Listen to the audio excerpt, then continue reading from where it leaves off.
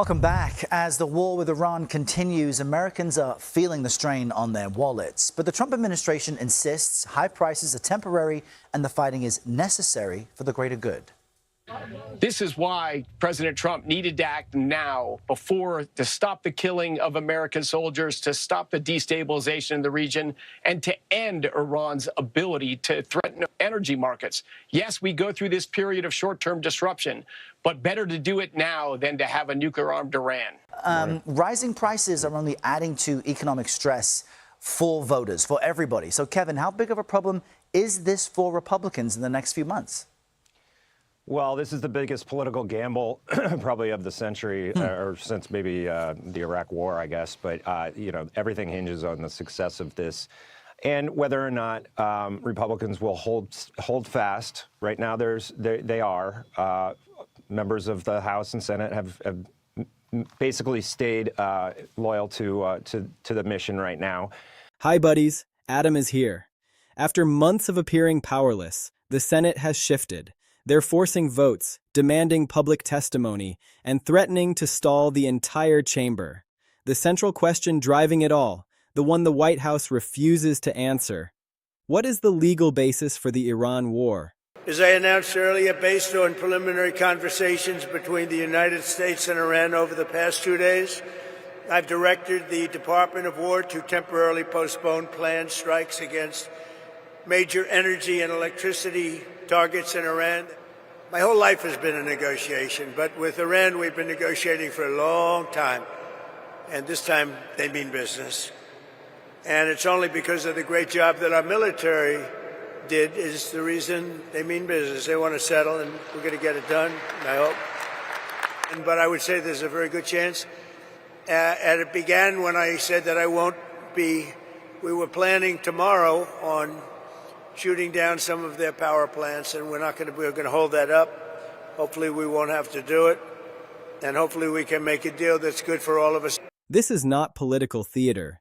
This is the legislative branch finally acting like the co-equal branch the Constitution always intended it to be. And when you understand the specific institutional tools senators are now deploying, you will see that the freewheeling unilateral authority this administration has enjoyed since day one is suddenly hitting a wall built by senators from both parties who have decided that enough is enough. The Senate has failed to advance a war powers resolution aimed at blocking President Trump from using further military force against Iran. Virginia Democratic Senator Tim Kaine introduced the measure. It was co-sponsored by Republican Kentucky Senator Rand Paul. It's the second time in less than a year Senator Kaine is forced to vote on war powers related to Iran. Last June, the Senate voted against a similar effort when the U.S. bombed 3 Iranian nuclear sites. The House is expected to take up a similar war powers resolution later this week. Speaker Mike Johnson condemned the effort earlier today. It would empower our enemies, it would kneecap our own forces, and it would take the ability of the U.S. military and the commander-in-chief away from completing this critical mission to keep everybody safe. We're not at war right now. Let me take you inside what is actually happening right now. A war powers resolution recently went to the Senate floor. It was designed to force the administration to seek congressional approval before taking further military action in Iran. That vote failed. But here is the part that everyone needs to understand. The senator leading that effort, Tim Kaine, did not accept that failure as the end of the story. He immediately made a promise that should send chills through the West Wing. He vowed to force that same vote again, and again, and again, until the administration provides public answers on the legal basis for the strikes, the endgame strategy, and the true cost to American taxpayers. That is not a soundbite. That is a procedural commitment to use every tool available to keep this question in front of the Senate until someone gives a straight answer. Think about what that means. In normal Senate operations, the majority party controls the floor schedule. They decide what gets voted on and when. But the war powers framework contains specific procedural mechanisms that allow the minority party to force floor consideration regardless of what the majority wants. And Kaine is making clear that he will use those mechanisms repeatedly. Each forced vote produces a public record. Each forced vote forces every senator to register their position on whether the administration's unilateral military action has adequate legal justification. And in a political environment where the public is increasingly skeptical of what is happening in Iran, where the president's own counterterrorism chief resigned to protest the strikes, where gas prices are climbing because of instability in the Strait of Hormuz, that public voting record becomes a political liability that Republican senators in competitive states cannot afford to carry forever. But the war powers votes are only one piece of this puzzle. What is happening on the oversight front is even more significant. For months, senators have been receiving classified briefings from administration officials. Briefings they are now publicly describing as disturbing in their lack of clarity. Disturbing. That is the word being used by senators who typically guard their language carefully because of the constraints around classified information. They are telling us, without violating any classification rules, that the briefings contain more smoke than substance. That when they ask for the legal basis, they get obfuscation. When they ask for the endgame, they get silence. When they ask for the cost, they get vague assurances, and now they are done with it. Democrats in the Senate have made a strategic pivot that changes everything. Instead of accepting those closed-door briefings, they are now demanding public hearings. Under oath. On camera. With the two men most directly responsible for Iran policy, Defense Secretary Pete Hegseth and Secretary of State Marco Rubio. The shift from classified briefings to public testimony is not a minor procedural change. It is a fundamental challenge to the administration's information management strategy. In a classified briefing, the administration controls the environment. They decide what is classified, what context is provided, what follow-up questions are permitted, and how much of the conversation can be shared publicly. In a public hearing under oath, none of that control exists. The American people can watch in real time. The statements made carry the legal weight of sworn testimony, with perjury liability attached to deliberate falsehoods. Senators who have been sitting through those disturbing briefings can ask the follow-up questions they have been waiting to ask, with cameras rolling and the world watching. And here is where it gets even more intense. The demand is specifically for Hegseth and Rubio themselves, not deputies. Not undersecretaries, not some bureaucratic intermediary who can plead ignorance about the most sensitive decisions, the principals, the people who made the calls, the people who can actually answer the questions. That demand for the principals under oath and in public is the form of accountability this administration has successfully avoided since day one, and now the Senate is prepared to grind the chamber to a halt to get it. Time magazine has reported that Senate Democrats are preparing to stall the chamber procedurally. They are going to tie up floor time with repeated Iran votes, refusing to move forward on other business unless the administration allows those top officials to testify under oath. This is not a threat made for the cameras. This is a deliberate strategy to use the limited legislative calendar as leverage. Every day the administration refuses to provide answers is a day the Senate cannot move forward on the rest of its agenda. That is the kind of procedural pressure that eventually forces a choice. Provide the testimony or watch the chamber grind to a halt. But the accountability effort is not limited to Iran. A separate but equally significant front has opened up on immigration. Senator Patty Murray, leading a coalition of senators, sent letters to President Trump, Homeland Security Secretary Noam, and Attorney General Bondi demanding instant answers about the reallocation of federal agents to immigration enforcement. The language in those letters is striking. They call the reallocation a stunning abdication that threatens national security and child safety. Think about what that phrase means. Stunning abdication. That is not policy disagreement. That is a charge that the administration is abandoning its core law enforcement responsibilities. Here is the specific concern. When FBI agents are reallocated from counterterrorism investigations to immigration enforcement, they are not doing counterterrorism work. When DEA agents are pulled off drug cases to process immigration operations, they are not going after cartels. When child exploitation investigators are reassigned to immigration duties, they are not protecting vulnerable children from predators. The stunning abdication characterization is the claim that in an environment where threats are multiplying, the administration is diverting resources away from their primary missions toward a political priority, creating dangerous capability gaps that put Americans at risk. And the letters demand answers from all three principals simultaneously: Trump, Noam, and Bondi, signaling that this is not a conversation they are willing to have through bureaucratic intermediaries.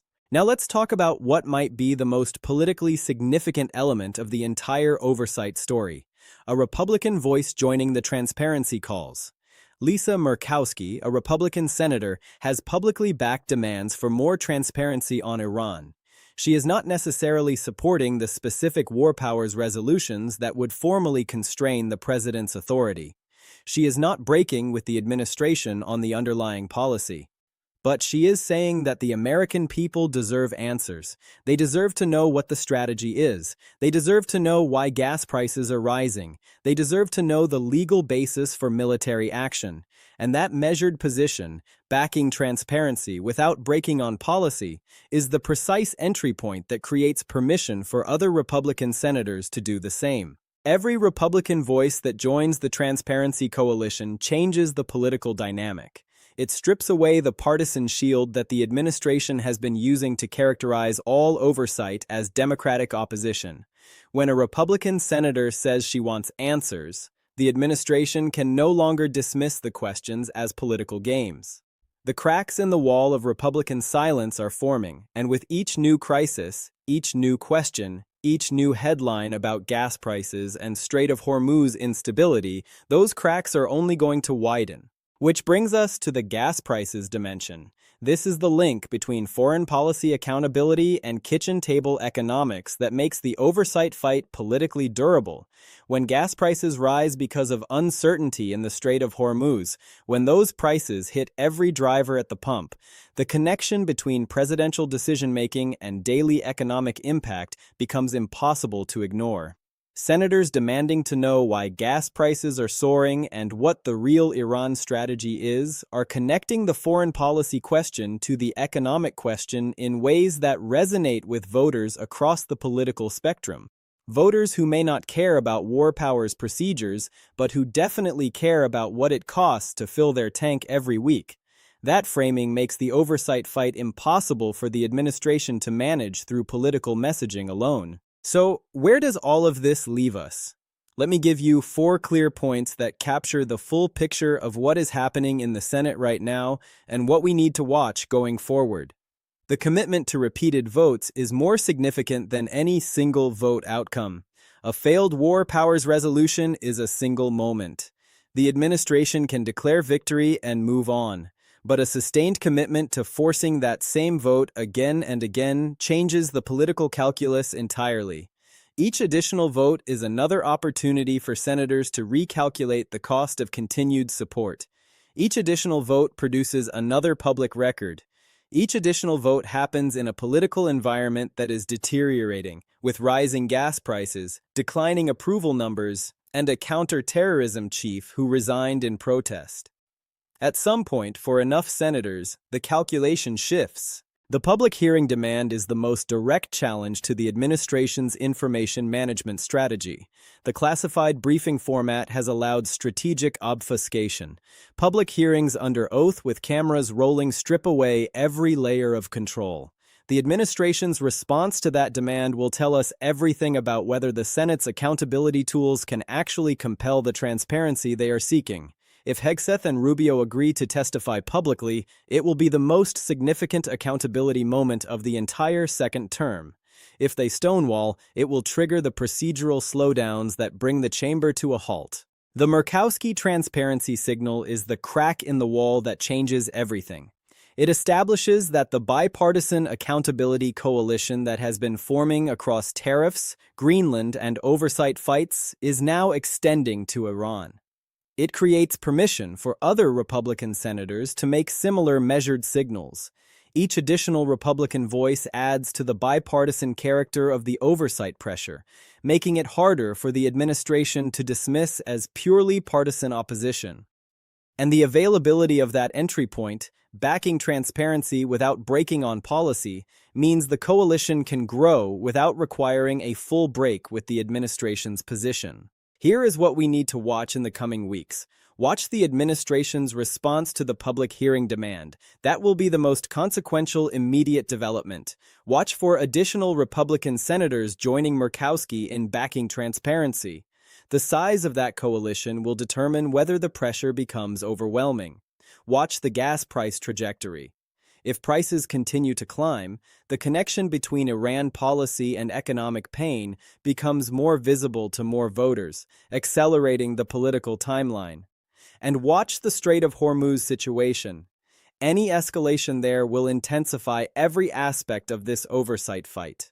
The bottom line is this: the Senate is no longer accepting the role of passive observer. Democrats with at least one Republican backing transparency calls are forcing repeated war powers votes. They are demanding public hearings under oath with the principals responsible for Iran policy. They are threatening procedural slowdowns that will tie up the chamber until they get answers. They are blasting classified briefings as disturbing in their lack of clarity, and they are demanding instant answers on immigration agent reallocation, calling it a stunning abdication that threatens national security and child safety. The president's power has not ended in the formal sense. He still holds the office. He still commands the military. But the freewheeling unilateral authority to conduct undeclared wars without public justification, to give classified briefings that senators publicly describe as disturbing, to refuse accountability and expect the Senate to simply accept it, that authority is hitting a wall. The wall is the United States Senate finally acting like the co-equal branch the Constitution designed it to be. Stay tuned. The public hearing demands are active, the repeated votes are coming, and we are going to be right here covering every single development as it unfolds. Drop a comment below and tell me what you think. Does the Senate eventually force those public hearings, or does the administration stonewall all the way to the midterms? I want to hear from you.